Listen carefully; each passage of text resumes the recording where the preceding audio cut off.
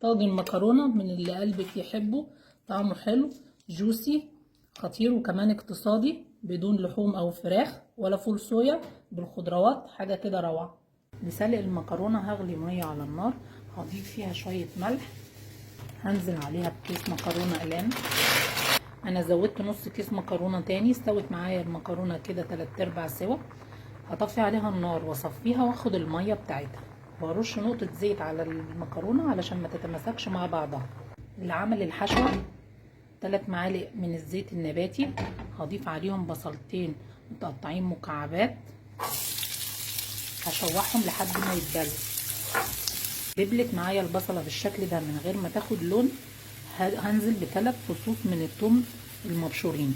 هضيف فلفل الوان مكعبات احمر واخضر واصفر واقلب. بعد ما شوحت البصل والفلفل كده مع بعض، هضيف كوبايه من الجزر المسلوق وانا مفرزاه مقطعاه مكعبات. بعد ما شوحت الجزر كده مع باقي المكونات، هجيب كوبايه من البسله المسلوقه انا برضو مفرزاها، هضيفهم عليها، هديهم تقلبتين. هضيف البهارات بتاعتي، ملح، فلفل، شويه من الكمون. هشوح الخضار كله مع بعضه. بعد ما شوحت الخضار كله كده مع بعضه، هضيف له نص كوبايه من الميه علشان يكمل تسويته. استوت معايا الحشوه بالشكل ده سوا كامل، هطفي عليها النار. لعمل البشاميل هضيف 7 معالق من الزيت النباتي. لازم يكون الزيت او الماده الدهنيه اللي هتستخدميها زياده معلقه عن الدقيق. هضيف 6 معالق من الدقيق، عليهم 3 معالق من اللبن النباتي. هحمص الدقيق واللبن النباتي في الزيت من غير ما ياخدوا لون.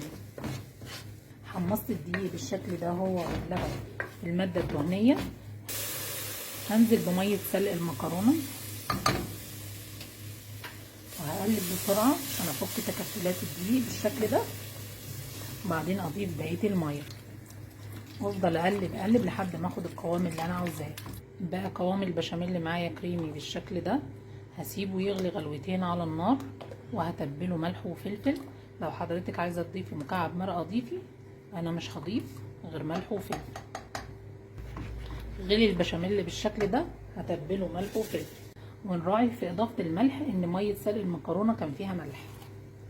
بعد ما جهزنا البشاميل بالشكل ده والحشوه والمكرونه، هجيب طاجن او اي صينيه عندك بالشكل ده، هدهنها باي ماده دهنيه وارشها ببقسماط او دقيق سميد علشان المكرونه فيها ما تلزقش.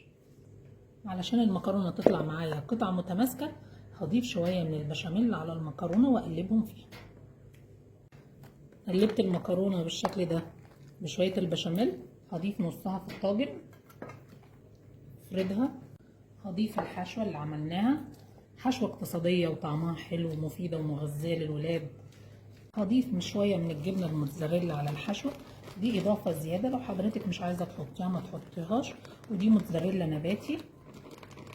هضيف بقيه المكرونه، هضيف بقيه البشاميل على المكرونه بالشكل ده.